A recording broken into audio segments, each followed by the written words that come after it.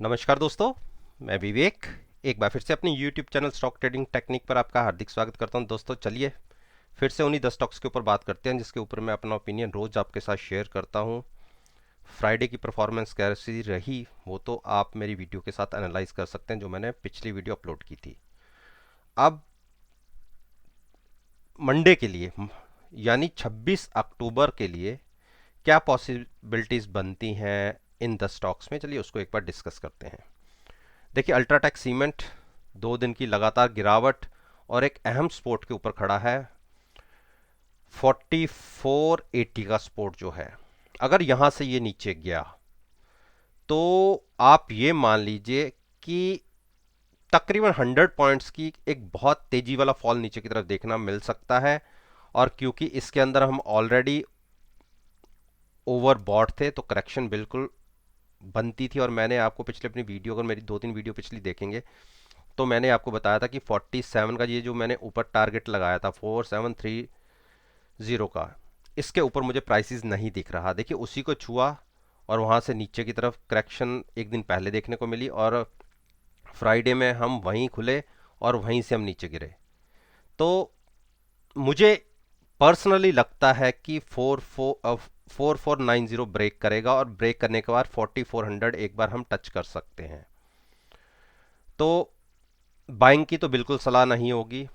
किसी को stop loss अगर थोड़ा सा बड़ा लेना है, थोड़ा सा बड़ा स्टॉप लॉस अगर लेना है तो वो 4580 का स्टॉप लॉस लेके जहां हम क्लोज हुए हैं 415 के आसपास, 4515 के आसपास हुए हैं, अगर यहां से हम नीचे ओपन होते हैं तो आप शॉर्ट करके चल सकते हैं। अगर हमने 4490 ब्रेक किया तो 4400 के टारगेट बहुत स्पीड से देखने को मिलेंगे।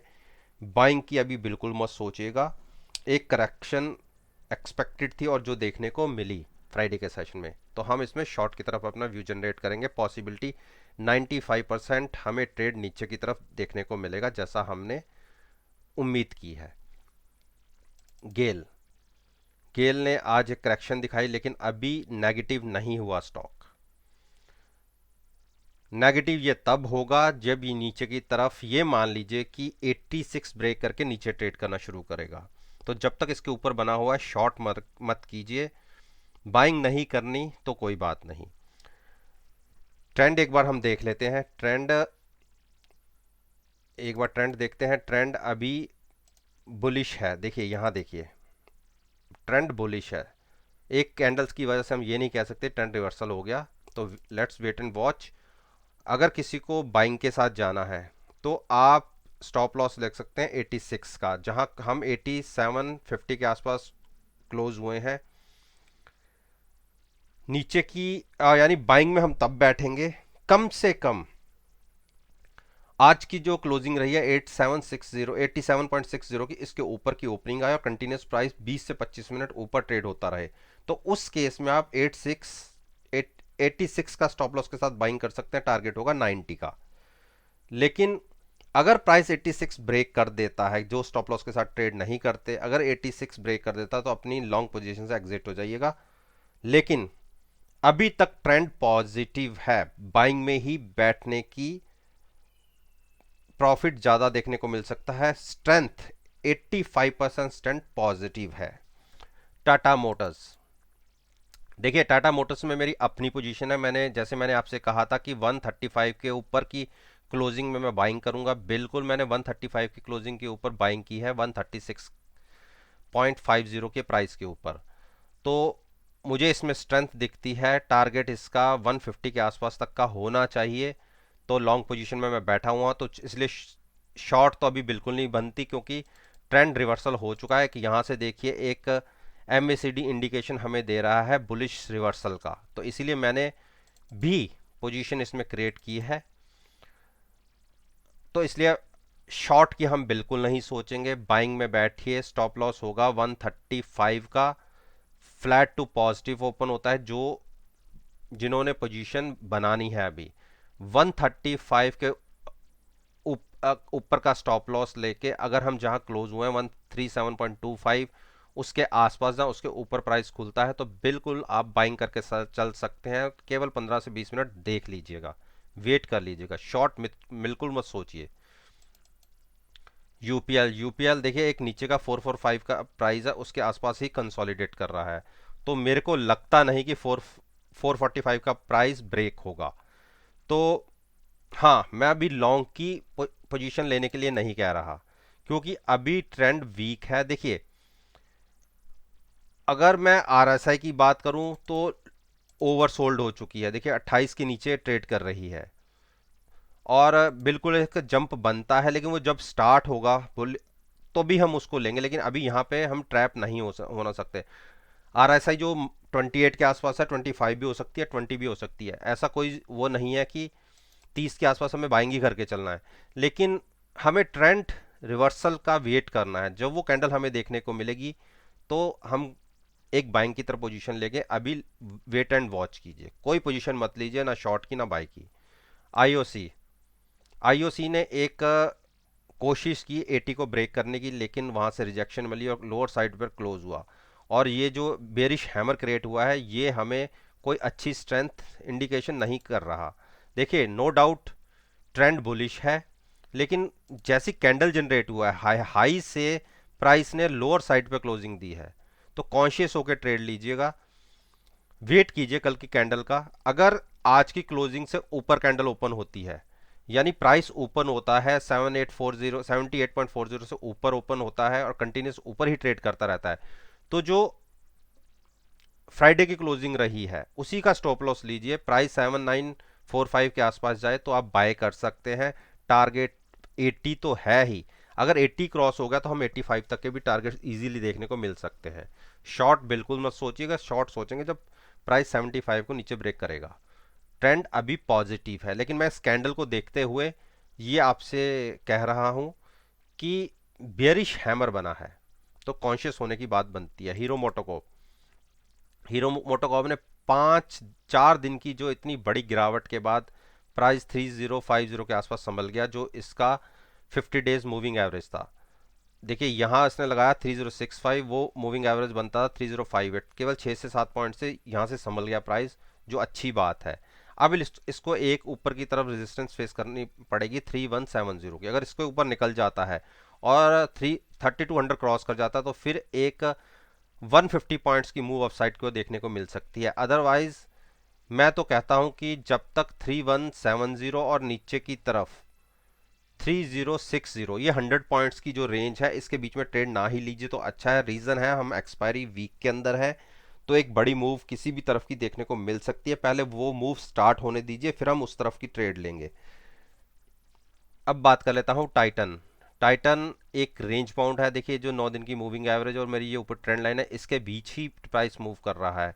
और मैंने इसके अंदर बिल्कुल ट्रेडिंग लेने के लिए मना किया हुआ है कि नीचे की तरफ कम से कम प्राइस 1230 को ब्रेक करके क्लोजिंग दे दे, तब हम शॉर्ट की पोजीशन क्रिएट करेंगे और अपसाइड की पोजीशन क्रिएट करेंगे 1270 के अबव जाके। और बिल्कुल बड़े बेरिश साइड पे ये स्टॉक तब चला जाएगा अगर 1210 को ब्रेक कर देगा, तो उस केस में अच्छा बड़ा फॉल नीचे की तरफ देखने को मिल सकता है। इस बीच में की ट्रेडिंग में कोई फायदा नहीं है, कंसोलिडेट कर रहा है ये प्राइस। टीसीएस में मैं बेरिश था और लगातार 5-6 दिन से बेरिश होकर इसने एक कोशिश की कि 2695 का जो प्राइस था उसको क्रॉस करने की कोशिश की, लेकिन नहीं हुआ। उससे 10 पॉइंट नीचे की क्लोजिंग आई है। देखिए क्लोजिंग हमें 2715 के ऊपर अगर मिल जाती है या 2720 के ऊपर मिल जाती है तो बिल्कुल बाइंग करके चल सकते हैं। तब उस केस में हम फिर से 2800 के टारगेट्स देख सकते हैं, लेकिन जब तक इसके ऊपर क्लोजिंग नहीं देता तो बाइंग मत कीजिएगा। हाँ, शॉर्ट आप कर सकते हैं 2670 के नीचे। 2670 के नीचे अगर प्राइस मूव करना शुरू कर देता है तो आप 2695 का स्टॉप लॉस लेके शॉर्ट कर सकते हैं। टारगेट 100 पॉइंट नीचे के होंगे, 25,000 2525 के, सॉरी 2525 के टारगेट्स होंगे। तो उस केस में आप शॉर्ट यहां पे वेट कीजिए ऊपर 2720 क्रॉस करने का या 15 क्रॉस करने का, और नीचे की तरफ 2670 या 2665 ब्रेक करने का। दोनों तरफ ट्रेड आपको अच्छे देखने को मिल सकते हैं, इसके बीच अवॉइड कीजिए। मारुति, देखिए मारुति ने क्या बढ़िया बाउंस दिखाया है। मैंने क्या कहा था, मेरी कल की वीडियो आप देख लीजिए। 7000 क्रॉस करेगा तो हम बाइंग करेंगे, और बिल्कुल आपको देखिए कितना 100 पॉइंट ऊपर की तरफ देखने को मिले। मैं मानता हूं कि प्राइस नीचे खुला, 6865 के आसपास प्राइस खुला, लेकिन वहां से जो इसने मूव पकड़ी, मैंने मेरी पिछली तमाम वीडियोस को देख ली, मैंने 7020 के ऊपर की बाइंग कही थी। वहां अगर बाय करते तो आपको देखिए इंट्राडे में ही 90 पॉइंट्स की मूव देखने को अपसाइड मिल सकती। एक बार भी प्राइस ने नीचे की तरफ क्रॉस नहीं किया, बिल्कुल बाइंग बनती है। अपसाइड की मूव मिली है, बहुत अच्छी मूव मिली है। आप जहां हम क्लोज हुए, देखिए 7100 के आसपास क्लोज हुए हैं, आप 50 पॉइंट्स का एक स्टॉप लॉस लेके बाइंग कर सकते हैं। मैंने कहा था हम फिर से 7200 7230 को टच करेंगे, और देखिए 2 ही दिन में एक भी अगली मूव हमें ऐसे मिल जाती है तो हम 2 दिन के अंदर ही वहां तक पहुंच जाएंगे। तो शॉर्ट अभी मत सोचिए, तो बाइंग की तरफ ही ध्यान रखिएगा, क्योंकि एक्सपायरी वीक में जो जिस तरफ की पोजीशंस ज़्यादा खड़ी होती हैं उसके ऑपोजिट स्टॉक रिएक्ट करता है। ऐसी ऐसी कैंडल्स आप अगले 4 दिन में कई स्टॉक्स के अंदर देखने को देखेंगे। तो कॉन्शियस होकर एक्सपायरी वीक में अगर किसी के पास कोई पोजीशन नहीं है तो मेरे हिसाब से कम लास्ट के 2 दिन अवॉइड कीजिएगा, वेडनेसडे और थर्सडे, क्योंकि इस दिन बहुत बड़ी बड़ी मूव्स देखने को मिलती हैं, कहीं ट्रैप ना हो जाए।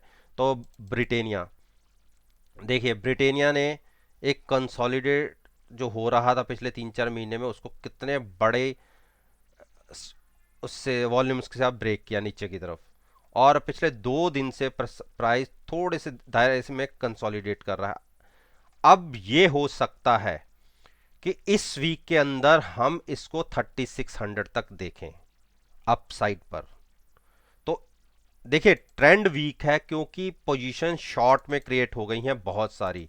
इन शॉर्ट्स को ट्रैप करने के लिए प्राइस एक बार अपसाइड ले जाया जा सकता है। तो किसी को एक छोटा सा ट्रेड लेना है, रिस्की ट्रेड है, मैं फिर कह रहा हूं रिस्की ट्रेड है, अगेंस्ट ट्रेंड। जो ब्रिटेनिया का ट्रेंड है उसके अगेंस्ट ये ट्रेड है। 3455 का स्टॉप लॉस लेके प्राइस अगर 3470 के आसपास आता है तो आप बाई करके चलिए। केवल जाने को 25 से 30 रुपए हैं, लेकिन यहां से जो मूव दिख सकती है वो 3600 की दिख सकती है। 150 पॉइंट्स की मूव अपसाइड की तरफ दिख सकती है। जो इतनी बड़ी कैंडल बनी है इसका 50% कंप्लीट हो सकता है।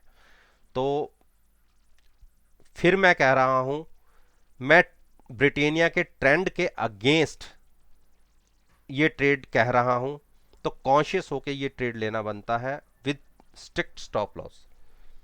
तो दोस्तों, ये वो 10 स्टॉक्स थे जिनके ऊपर मैंने अपना ओपिनियन आपके साथ शेयर किया, और मेरी रिक्वेस्ट है कि आप मेरी इस वीडियो को मंडे सेशन के साथ इन पर्टिकुलर स्टॉक के प्राइसेस की मूवमेंट के साथ एनालाइज कीजिएगा और देखिएगा आपको कितने बढ़िया पॉजिटिव रिजल्ट्स देखने को मिलेंगे। मेरी वीडियो अच्छी लगी हो तो लाइक कीजिए, शेयर कीजिए, और साथ में बेल आइकन का बटन प्रेस करना मत भूलिएगा, ताकि नोटिफिकेशन डायरेक्टली आप तक पहुंच सके। तो इसी बात के साथ मैं आपसे विदा लेता हूं और एक नई वीडियो के साथ फिर से आपके सामने आऊंगा। तब तक के लिए धन्यवाद। Take care and have a nice